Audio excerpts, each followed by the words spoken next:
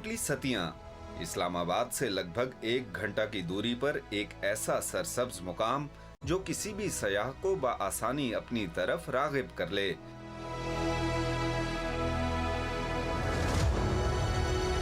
यहाँ के जंगलात इतने घने हैं कि देखने वाली आंख दंग रह जाए। इलाके भर में जहाँ भी जाएं, जिस तरफ नजर दौड़ाएं, घने जंगलात, सरसब्ज पहाड़ और बहता पानी दिखाई देगा।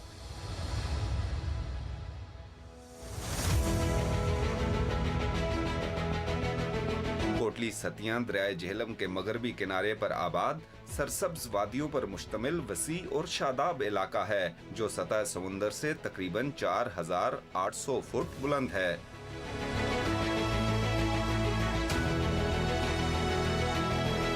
शुमाल मशरिक में दरियाए झेलम के उस पार जन्नत नजीर वादिये कश्मीर है।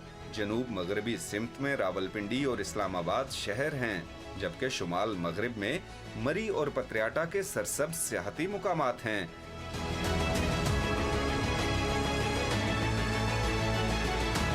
तिरासी 463 एकड़ पर मुहित कोटली सतियां का 55,590 एकड़ रकबा मुकामी लोगों की मलकियत है।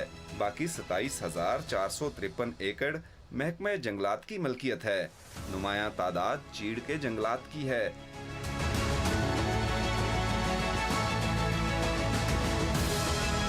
तहसील कोटली सतिया में कहूटा से मुतसिल नड़ का इलाका पंचपीर रॉक्स की वजह से खासी शोहरत रखता है, जबकि लहतराड़ और बन करोर की वादियां भी कुदरती खूबसूरती में सानी नहीं रखती। कोटली सतिया से मुतसिल मुलोट सतिया से आजाद जम्मू और कश्मीर के इलाके बाग तक रसाई निहायत आसान है। कोटली सतियां जाने के लिए इस्लामाबाद से लहतराड़ रोड और समली डैम रोड के अलग अलग रूट इस्तेमाल किए जा सकते हैं। हमने मुतय्यन मंजिल तक पहुंचने के लिए लहतराड़ कोटली सतियां रोड का इंतखाब किया। इस रूट पर सबसे पहला काबिले जिक्र मुकाम नीला सांद है, जो एक छोटी सी आबशार से बनने वाले सब्ज रंग के तालाबों पर मुश्तमिल है।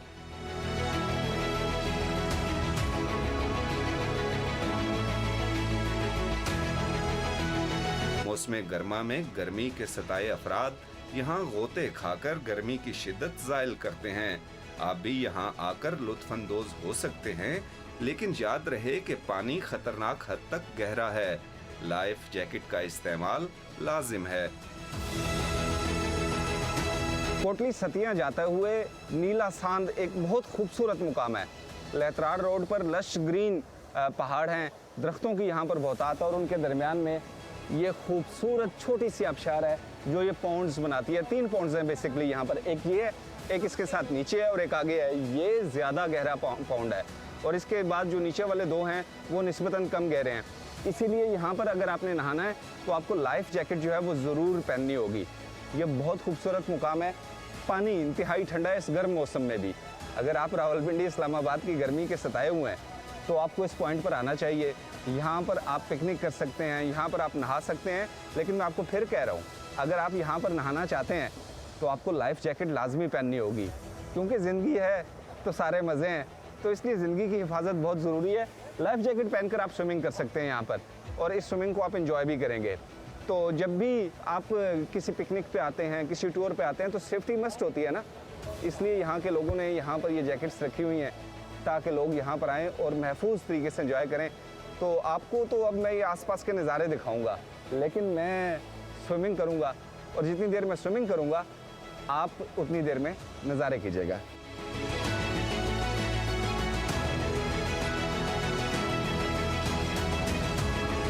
नीला सांद के इस ठंडे मुकाम की शोहरत दूर दूर तक है। हम जब यहाँ पहुँचे तो इंडोनेशिया से ताल्लुक रखने वाले नौजवानों का एक ग्रुप और चंद मुकामी नौजवान यहाँ तैराकी में मसरूफ थे। My name Lutfi Dayat. I come from Indonesia. I found this place. I think it's better. The air. I think the air is fresh, and the place also. I think it's better because the Islamabad. I think the weather is hot, but now I found the great place, and the water also. I think is this cold, and I hope soon the Pakistan people must come to be here. हमने भी यहाँ life jacket की मदद से महफूज तैराकी का भरपूर लुत्फ उठाया और फिर इसी मरकजी शाहराह पर सफर करते हुए लहतराड़ के मरकजी बाजार जा पहुँचे। ये डोगरा राज से कायम एक कदीम तर्ज का बाजार है जो मुकम्मल तौर पर मुकामी दुकानदारों पर मुश्तमिल है। यहाँ से चीड़ के घने जंगलात का सिलसिला शुरू हो जाता है जो पूरी वादी के सफर के दौरान आपका हमसफर रहता है। Normally it is historically it's a fact. So this was the key point, commercial point for the entire valley. सामान वाया कोफटा आता था, एनिमल बेस्ड। उस वक्त रोड ट्रांसपोर्ट नहीं थी, एनिमल बेस पे आता था। इस इलाके में कुदरती खूबसूरती शानदार है, लेकिन सहूलियात की कमी है जिससे मुकामी लोग तो मुतासिर होते ही हैं, सयाह भी दिन भर यहाँ गुजारकर शाम को वापस लौट जाते हैं। एक टूरिस्ट आता है, he requires a place to live in, he requires a place to shop, he requires some place. Take Rawal Dam, take Simli Dam, and for that matter Khanpur dam ले रहे हैं। आए हैं बच्चे वहाँ, यहाँ पे इस किस्म की कोई भी डेवलपमेंट नहीं हुई है। लहतराड़ के बाद हमने धनोई का इलाका टारगेट किया और मुख्तसर सफर के बाद धनोई रेस्ट हाउस जा पहुंचे।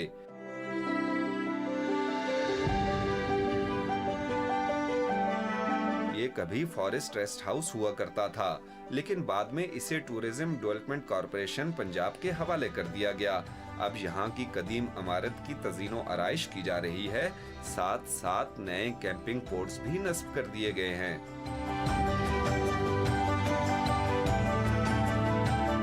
ये टीडीसीबी का धनोई रेस्ट हाउस है।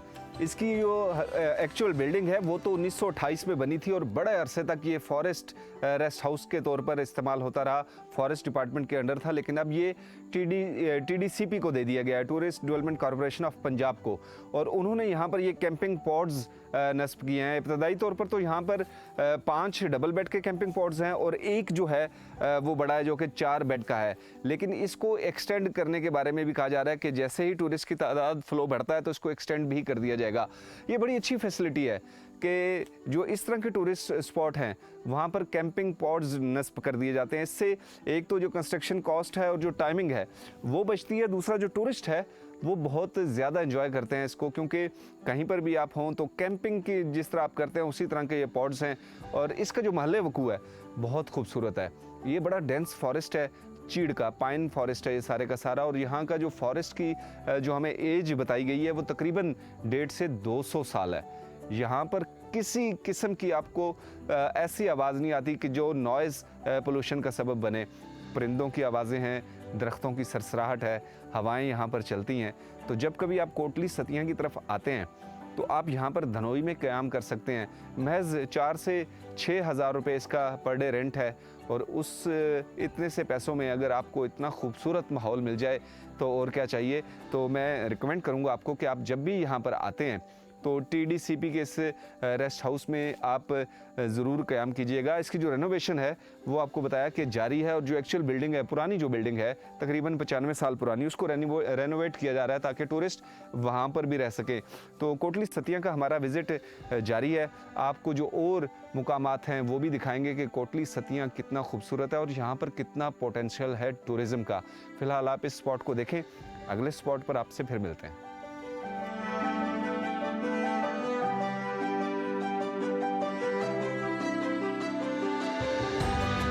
हमने सुन रखा था कि सत्ती कौम के जदे अमजद बाबा सत्ती की जाए पैदाइश कोटली सतिया के इलाके थून में है और वहां तक रसाई धनोई रेस्ट हाउस से मुतसिल रोड के जरिए मुमकिन है। ये सफर भी नशेबो फराज पर मुश्तमिल सरसब्ज वादियों में तय होता है। पहाड़ों के बीचों बीच लहराती बलखाती सड़क पर निस्फ घंटे बाद वो मुकाम आता है जो सत्ती बरादरी के जद्दे अमजद बाबा सत्ती की जाए पैदाइश कहलाता है।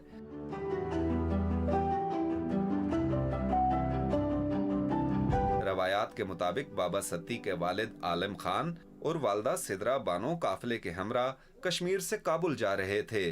उन दिनों यहाँ के मरकजी रास्तों पर शोरिश आम थी। दरियाए झेलम अबूर करने के बाद इस काफिले पर घात लगाकर हमला किया गया, जिसमें बहुत से लोग मारे गए। तहम बाबा सत्ती की वालदा सिदरा बानो किसी तरह अपनी जान बचाकर निस्बतन बुलंद मुकाम पर एक चट्टान की ओट तक पहुंचने में कामयाब रहीं। रात को हमला हुआ तो वो कहीं इत्तेफाक से बच गई कत्ल होने से, वो जंगल की तरफ भाग गई, जंगल था ये। सुबह तक वो ऊपर एक बस्ती है थून जिसे कहते हैं, थून ये ब्राह्मण हिंदू जो है ना आला नस्ल के ये रहते थे। तो वो नंबरदार जो था उसने उनको तहफ़्फ़ुज़ दिया। उस सरदार ने आके बाबा सत्ती को यहाँ से लेके गए, उन्हें पाला पोसा जवान किया। उसके बाद उनको मुसलमानों के ही ख़ानदान जो कबीला केठवाल है वहाँ से उनकी शादी करवाई। बाबा सत्ती जो है ये वहाँ से अपने एक बेटे के साथ यहाँ से दिल्ली चले गए थे। वहाँ पे भी इंडिया के अंदर दिल्ली में भी सत्तियों की बहुत सी तादाद है वहाँ पे।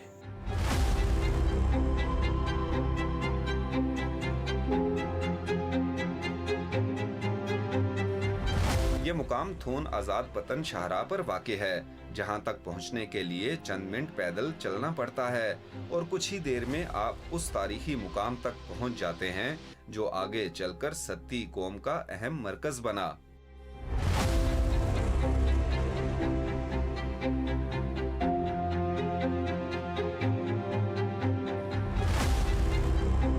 यहाँ पर उस बच्चे की पैदाइश हुई जिसे बाद में सत्ती नाम दिया गया, और उनकी औलाद में इतनी बरकत हुई, इतनी उनकी नस्ल फली फूली कि आज पाकिस्तान में आपको जहाँ पर भी सत्ती बरादरी मिलती है उनके जद्दे अमजद का जाए पैदाइश यही है। बाबा सत्ती, जिन्हें इस इलाके में सत्ती दादा सत्ती भी कहा जाता है क्योंकि जद्दे अमजद हैं, उनके दादा हैं, तो वो यहाँ पर पैदा हुए थे।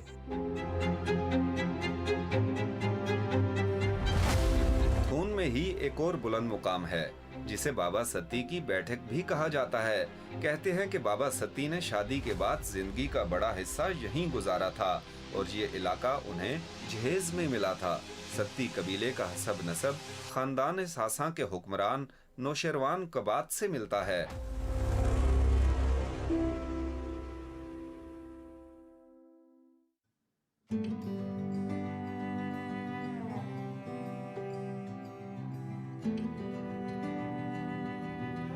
थून से हमने कोटली सतिया का सफर शुरू किया। ये रास्ता भी मुकम्मल तौर पर सरसब्ज जंगलात और पहाड़ों पर मुश्तमिल है। कंक्रीट के जंगलात पर मुश्तमिल शहरों में रहने वालों के लिए ये नज़ारा मशहूर कुन तो है ही, साथ साथ हैरत ज़दा कर देने वाला भी है।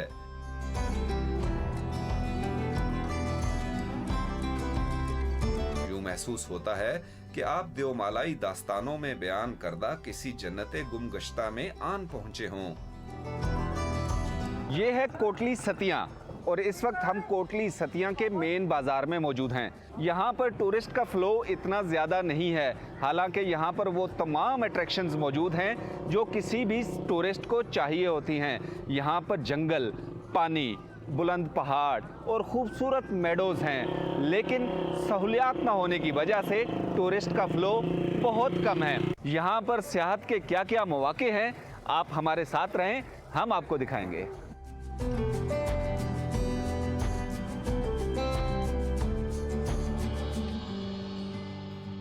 रवायात के मुताबिक कोटली सतिया का अवलीन आबादकार केठवाल कबीला था।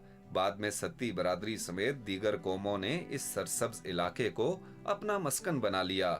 जो हमारा कबीला है ना, ये पुराना नहीं है, इससे पुराने केठवाल थे जो जारियान के इर्द गिर्द रहते हैं। अब वो सुगड़ का थोड़े से रह गए। अब उसके बाद कबीले बाकी अब्बासी और ये दनियाला है। हमारा कबीला जो है वो माइग्रेटेड है, बाकी भी माइग्रेटेड है। हमारा कबीला खुसूसी तौर पर हमारी तारीख़ मुकम्मल है कि हम तकरीबन ये तुगलक दौर में यहाँ आबादी हुई है।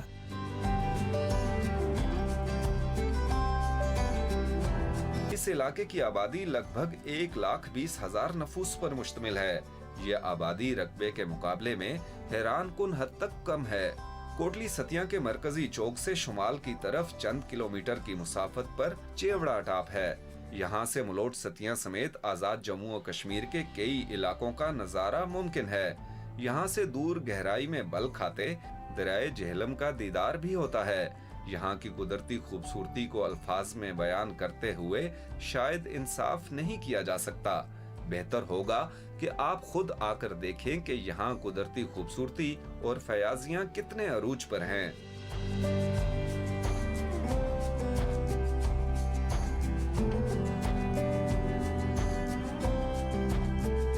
कोटली सतिया के लोग माजी कदीम से ही जंगजू मिजाज रखते हैं।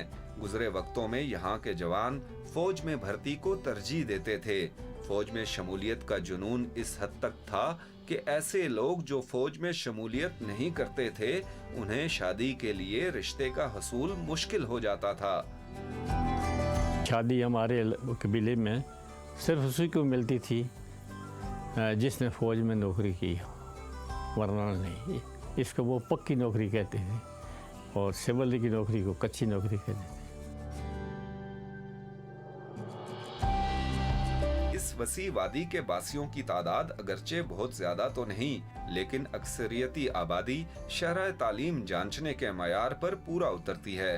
जो लिख सकता है, पढ़ सकता है, कुछ बोल सकता है, वो लिटरेसी रेट में आता है। उस लिटरेसी रेट के हिसाब से कोटली सतिया में आज से तकरीबन 40 साल पहले के कुछ लोग अनपढ़ हैं बिल्कुल। उसके बाद के कोई अनपढ़ नहीं है इधर। पहले क्वालिटी ऑफ एजुकेशन बहुत अच्छी थी एंड यू कुड कम्पीट। अभी क्वालिटी लो हो गई है, तो therefore people are not excelling up.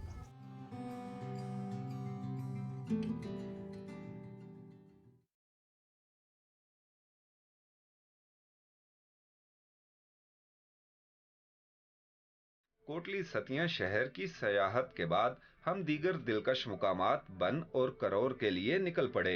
ये इलाके भी ग्रीन कवर के लिहाज से अपना सानी नहीं रखते।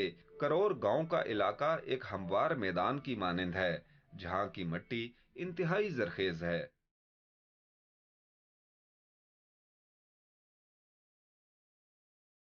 अगरचे यहाँ की मिट्टी जरखेज है, लेकिन मुकामी अफराद की बड़ी तादाद की शहरों की तरफ हिजरत और जंगली जानवरों की बहुतात के बायस अब यहाँ के बासी काश्तकारी में कुछ ज्यादा दिलचस्पी नहीं लेते।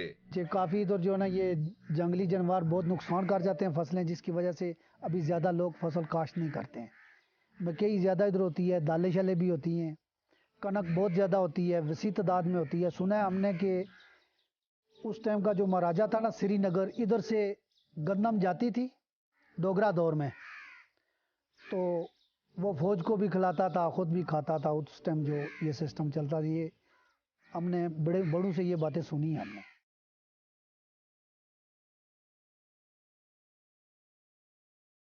करौर में कई स्कूल हैं, जिसके बायस तकरीबन हर बच्चा मैट्रिक तक तालीम लाजमी हासिल करता है। बच्चे तकरीबन स्कूल सारे जाते हैं, 100% बच्चे जाते हैं स्कूल, लेकिन मैट्रिक तक ज़्यादा मतलब कि तालीम है इधर। उससे आगे यहाँ मतलब कि कोई तरीका नहीं है ज़्यादा। उससे 25% बच्चे आगे जो कॉलेजों में जाते हैं इधर से।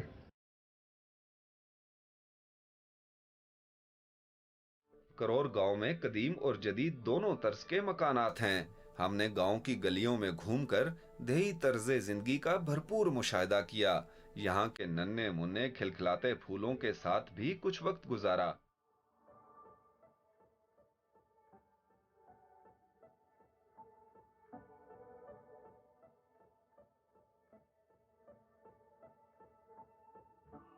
देहात की ज़िंदगी बड़ी डिफरेंट सी होती है और बड़ी मुनफरिद लाइफ है, शहरों से यकसर मुख्तलिफ।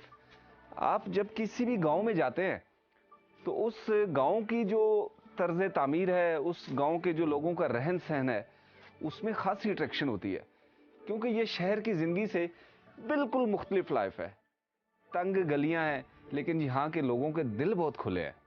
और पहाड़ी इलाकों के गाँव, पहाड़ी इलाके में मैं हूँ, तो वहाँ पर तंग गलियों का एक और मकसद भी होता है। इसके पीछे बड़ी एक फहमो फरासत और दानिश भी है, क्योंकि पहाड़ी इलाके में आपको पता है कि ज़मीनों की बहुत कमी होती है, पहाड़ ही पहाड़ हर जगह, जंगल, और जो आपकी ज़रूरी ज़मीनें हैं जहाँ से आपने काश्त करके खाना है वो कम होती हैं। तो इसलिए पहाड़ों में आपने ये देखा होगा कि घर छोटे होते हैं, गलियाँ तंग होती हैं, और जो भी ज़मीन खाली है उसमें काश्त की जाती है और उस ज़मीन को बचाया जाता है, क्योंकि फूड बास्केट भी तो आपको पता है मेंटेन रखनी है। तो ये करौर गांव की गलियां हैं, यहाँ पे मैं घूम रहा हूँ, और यहाँ की जो फीलिंग है ये आप शहरों में बैठ के फील नहीं कर सकते। आपको इसके लिए इन देहात में आना पड़ेगा, देखना पड़ेगा कि यार इस दौर में भी ये लोग कितनी पुरस्कून लाइफ गुजार रहे हैं। हम शहरों में सारी आसाइश हमें हासिल है, लेकिन फिर भी अजीब बेचैनी बेकरारी रहती है। लेकिन आप जब गाँव में आते हैं, गाँव के लोगों से मिलते हैं, इन देहात को देखते हैं, तो आप आसाइशें भूल के एक दूसरी दुनिया में चले जाते हैं। वो लोग जिन्होंने ये विजिट कर रखे हैं देहात, पहाड़ी इलाकों के, देही इलाकों के, सिर्फ वही समझ सकते हैं कि इस वक्त मेरी फीलिंग क्या है।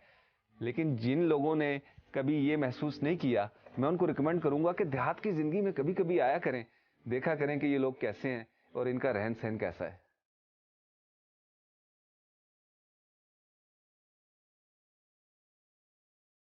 बुलंद पहाड़ की चोटी पर कायम फॉरेस्ट चेकपोस्ट से इलाके भर का खूब नज़ारा करने के बाद करौर के नौजवानों के साथ कुछ देर क्रिकेट खेली। क्रिकेट मैच के दौरान मुकामी पोठवारी जुबान में की जाने वाली कमेंट्री ने तो मैच का लुत्फ ही दोबाला कर दिया। सुहेल नठा आया, ओ एक और गेंद बैट्समैन ही नजर नहीं आई तो उस बल्ला भी पन्नी छोड़िया। ए जज्बाती पठवारियां ना मसला होना भाई, गेंद मिस हुई बल्ले ना क्या कसूर आ।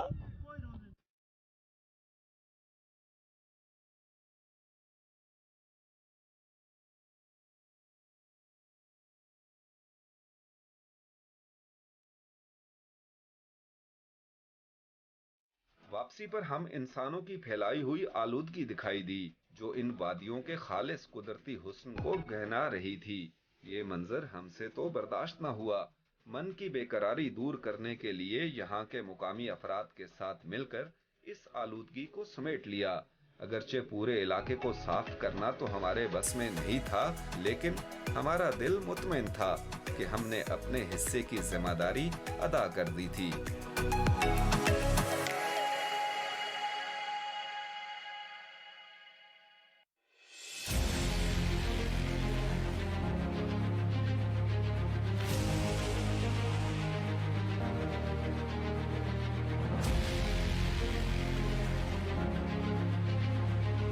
इस्लामाबाद को पीने का पानी फराहम करने वाला समली डैम भी करौर में है। यहाँ के मुख्तलिफ मुकामात से समली डैम का सहर अंगेज नज़ारा होता है। सब्ज रंग की झील निगाहों को इधर उधर भटकने नहीं देती। ये काबिले दीद नज़ारा आपके पाँव जकड़ लेता है। कोटली सतिया की तहसील करौर इतनी खूबसूरत है कि इसको एक्सप्लोर करने का जी चाहता है। जब आप करौर में आते हैं तो ये एक इतनी खुली वादी है कि इसके अतराफ में दिलकश नज़ारे हैं, और बुलंद जगह पे एक हमवार मैदान और आसपास बुलंद पहाड़, और इसकी खूबसूरती को चार चांद ये समली डैम लगाता है। करौर और कोटली सतिया बेसिकली इसका कैचमेंट एरिया है, लेकिन जब आप करौर गांव में पहुंचते हैं, चूँकि बुलंदी पर है, तो नीचे आपको गहराई में समली डैम नज़र आता है, और ये इंतहाई खूबसूरत और मुनफरिद नज़ारा है। ये आपको इस्लामाबाद के करीब करीब के इलाकों में सिर्फ इसी जगह पर यह नज़ारा मिलता है। आपको यहाँ पर डेंस फॉरेस्ट मिलता है, आपको यहाँ पर खूबसूरत डैम मिलता है, आपको बुलंदो बाला पहाड़ मिलते हैं, आपको विलेज लाइफ मिलती है। और हैरत अंगेज़ बात यह है कि इस्लामाबाद से कमोबेश 35 किलोमीटर की डिस्टेंस पर आप यहाँ पर आ सकते हैं। अगर आप रहना नहीं चाहते, अगर आप एक दिन का टूर करना चाहते हैं, तो इस्लामाबाद के करीब इतनी बेस्ट प्लेस आपको बहुत कम मिलेगी। यहाँ का जो महल वकूफ़ है वो मरी से थोड़ा मुख्तलिफ है। मरी का वेदर अगरचे थोड़ा यहाँ से ठंडा होता है, लेकिन यहाँ का लैंडस्केप, यहाँ के रहन सहन और यहाँ के व्यूज़ जो हैं वो बिल्कुल मुनफरिद हैं। और ये चाहता है कि इंसान यहाँ पर बैठे। एक चीज़ और बता दूँ, जब आप यहाँ आते हैं टूरिज़म के लिए, सेहत के लिए, तो आप फिशरीज़ डिपार्टमेंट से लाइसेंस लेकर इस डैम में मछली का शिकार भी कर सकते हैं। और जब आप मछली का शिकार करेंगे तो आपका जो टूर है, आपकी जो पिकनिक है, उसका लुत्फ दोबाला हो जाता है।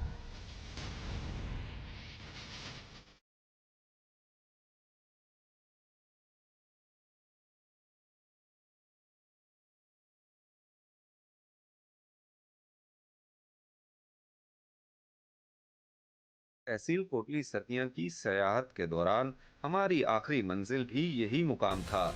इस इलाके में कयाम के दौरान हमने कोटली सतिया की खूबसूरती को जी भरकर देखा।